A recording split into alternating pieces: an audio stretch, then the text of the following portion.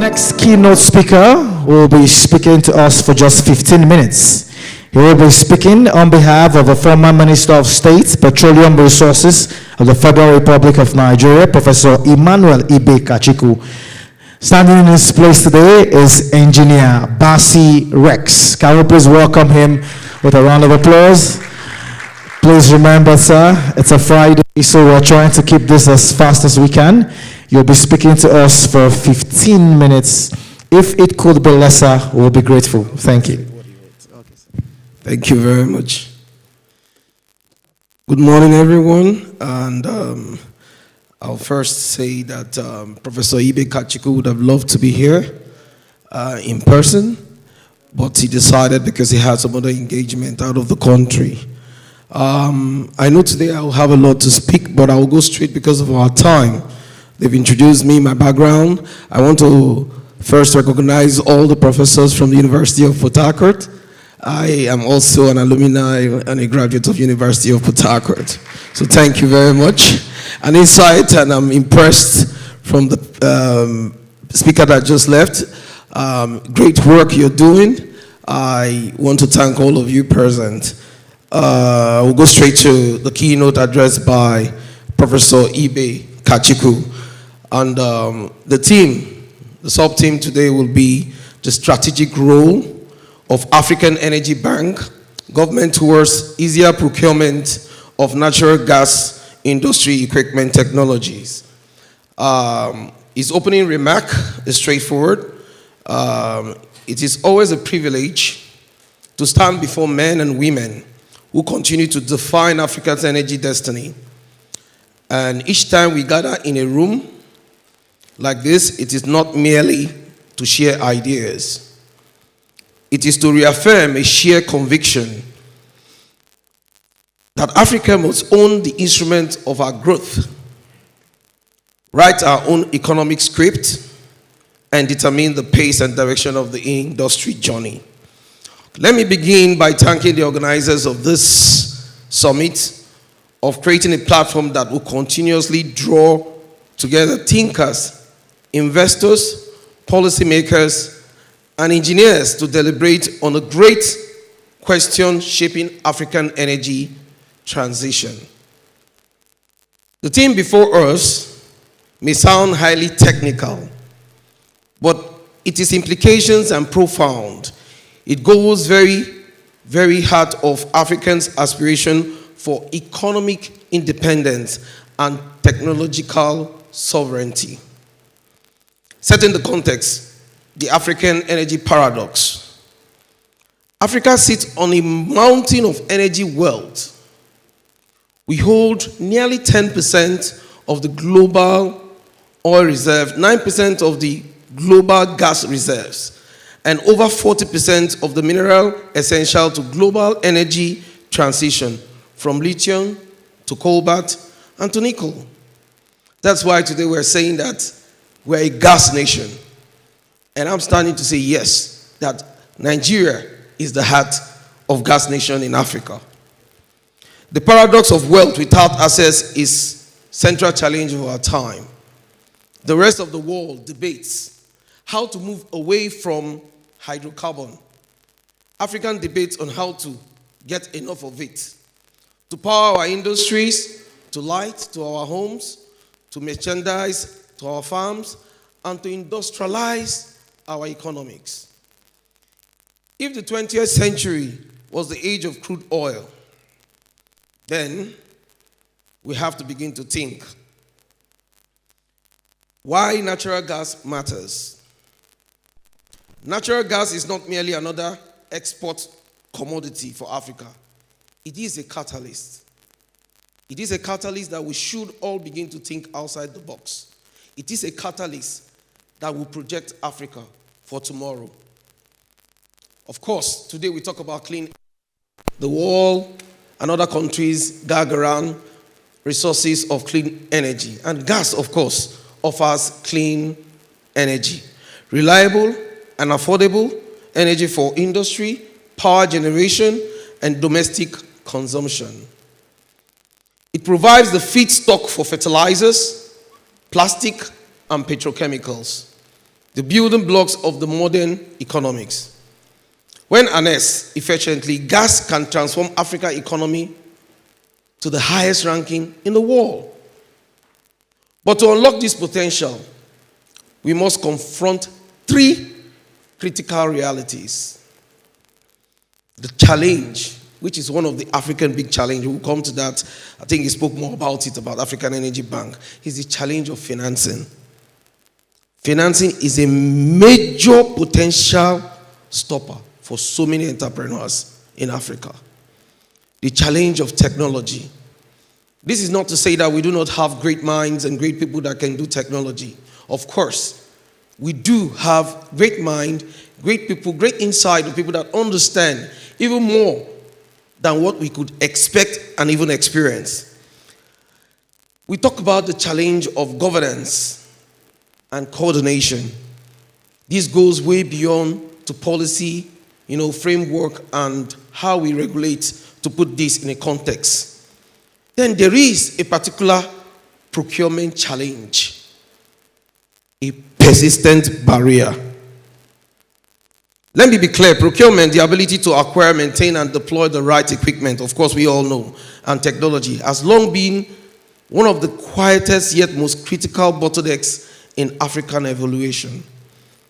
Our gas plants, compressors, pipelines, and refineries depend heavily on imported machineries, external contractors, and offshore financing.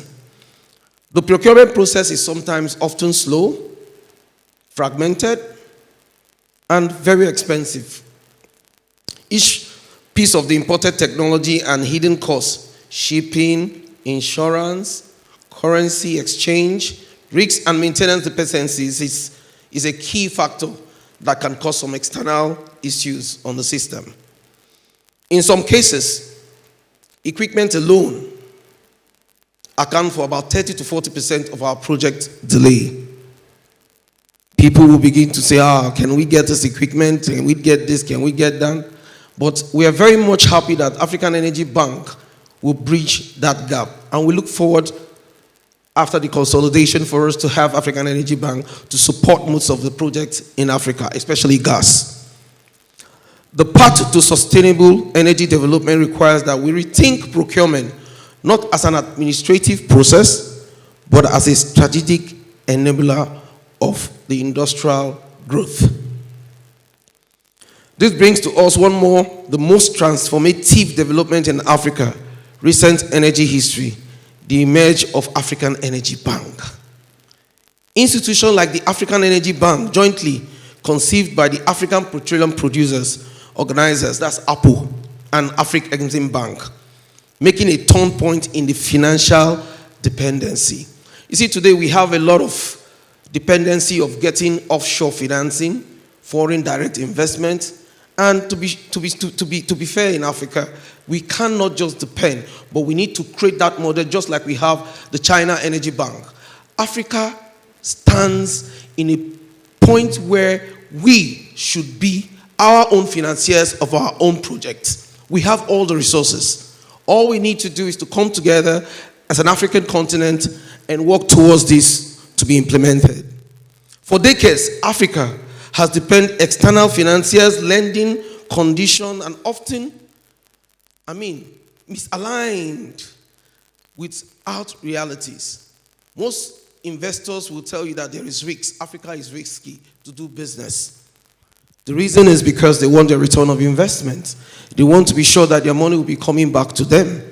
If you mention Nigeria today to an investor, he will tell you, Africans, it's a no-go area. But we believe the African Energy Bank will put a stopper to all of these eventualities. It is a very simple but yet profound to create a financial institution for Africa and to service Africa transformation. African Energy Bank represents a physiological shift from the dependency of self-determination. It will mobilize Africa capital, attract global co-investment, and provide financing tailored to a unique challenge of African energy landscape. Through such institution, Africa gains not just access to capital, but control over its own deployment, its own priority, and its own purposes. Now, how does this turn and tie into procurement? The answer is the finance, and how do we determine the accessibility? When sourcing for finance, understand the local realities. It becomes easier to design, procure the system that favors indigenous participation. That is, a lot of indigenous people want to finance their projects. Most entrepreneurs like us, we've seen through a lot, where you will get to the point that you have all the arrangement, all the technology in-house, and finance becomes a showstopper. A financier will tell you what is the guarantee. And to be fair, in Nigeria, it is very, very difficult to even get a sovereign guarantee. Yesterday, I want to reiterate to what Engineer GT spoke about Qatar. Yes, the system can be different from Qatar, but Nigeria is peculiar. We have different and vast structure depending on how to implement. Implementation is key. Once we begin to talk about gas, we should also think that we are on the verge of becoming the gas hub, even in Africa. So, when source of financing becomes a showstopper, the African Energy Bank will intercede. Imagine a scenario where small and medium African companies can lease gas turbines, compressors, or LNG storage tanks through facilities backed by African financial institutions without navigating the complex bureaucracy of international export credit agencies. Like we normally know, you don't collect money for free from abroad. Once you want money, of course, they will ask for your arm or your leg. How do you pay back this money? Sometimes the interests are very high. So Africa needs a model already which is working in other regions, and African Energy Bank will suffice. This challenge has been capital, and exactly what an institution like African Energy Bank, ICOB, are here to solve. But even when the best financing architecture, progress will remain limited without government alignment. Again, we talked about policies reforming in the government to gas incentive and all of that. But all of this will be dependent on the African Energy Bank being fully established.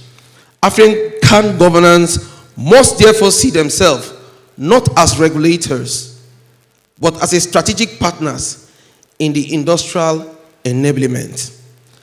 Now, there are 5 actions government can take to transform the procurement ecosystem. Number 1, policy harmonization across borders. We have to harmonize our policies. Number 2, insensitive, that's to incentivize local manufacturing. Number 3, mandatory technology transfer. Yes, there has to be clauses.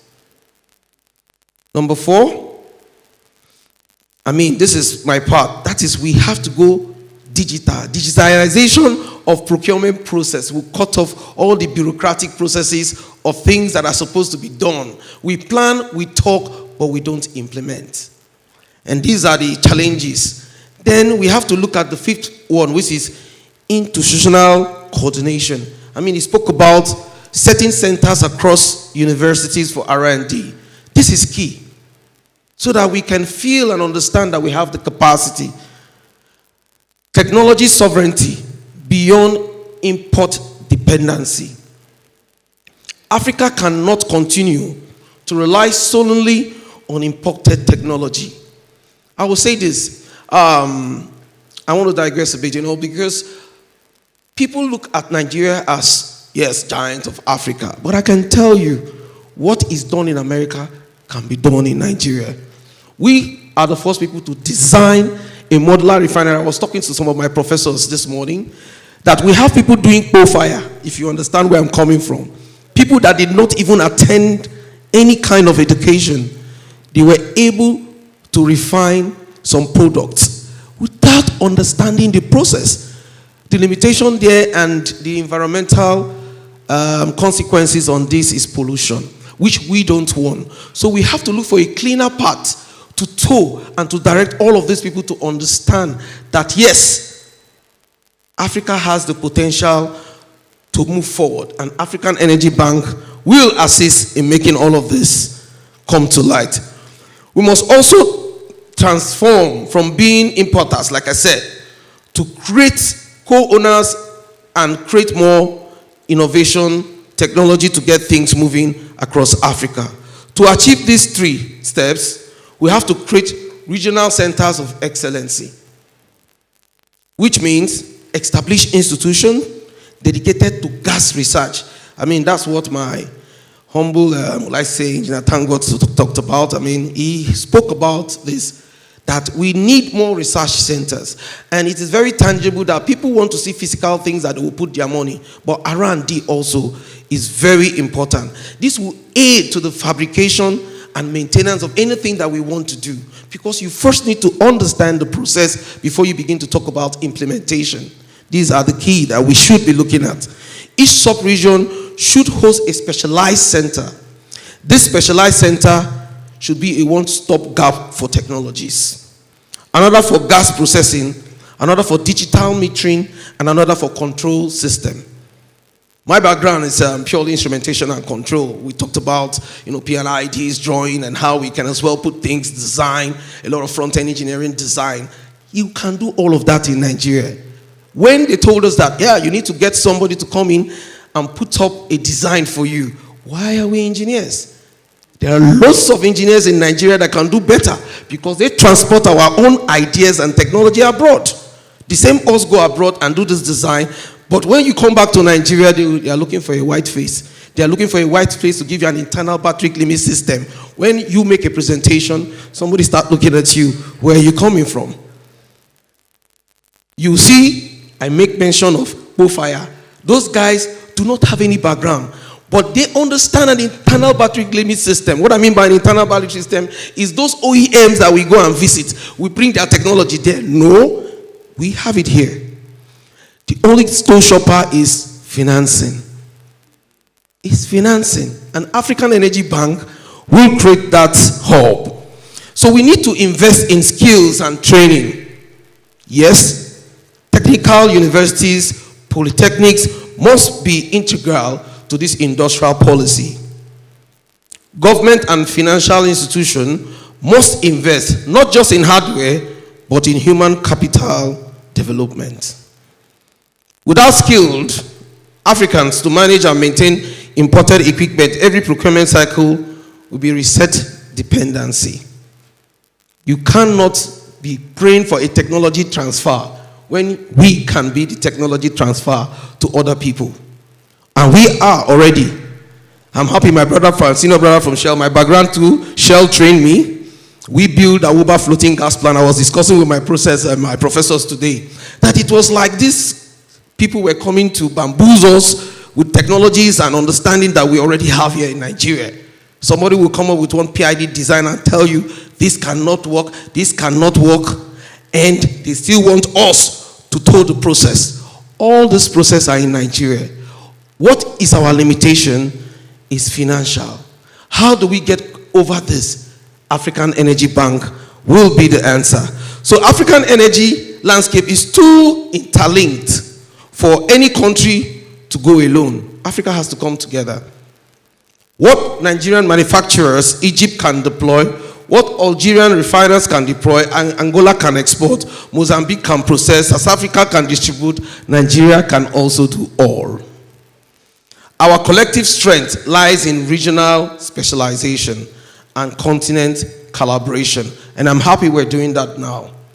It is high time we stop dependency of financing from offshore, because they are all crying today that, stop the oil, stop the gas, cleaner energy. Of course, they can't say gas. Gas is a clean energy. So what are we waiting for? We need to move fast. Imagine a scenario where Nigeria leads in gas compressing and processing technologies. Today, Egypt Egypt becomes the hub of LNG engineering. Angola focuses on offshore fabrication. Algeria drives metering and instrumentation. Mozambique leads storage and logistics technology. Each node strengthens the next generation. The next, creating an independent continent, networked of competency and value chain. That is not just Nigeria, the whole Africa can come together. When you tell people about Africa, what they see is nothing more and nothing less. Because of time, I will try to look at the vision for the future. Ladies and gentlemen, the next decade of Africa offers a rare window of opportunity in gas. The global energy transition has created both a challenge and an opening.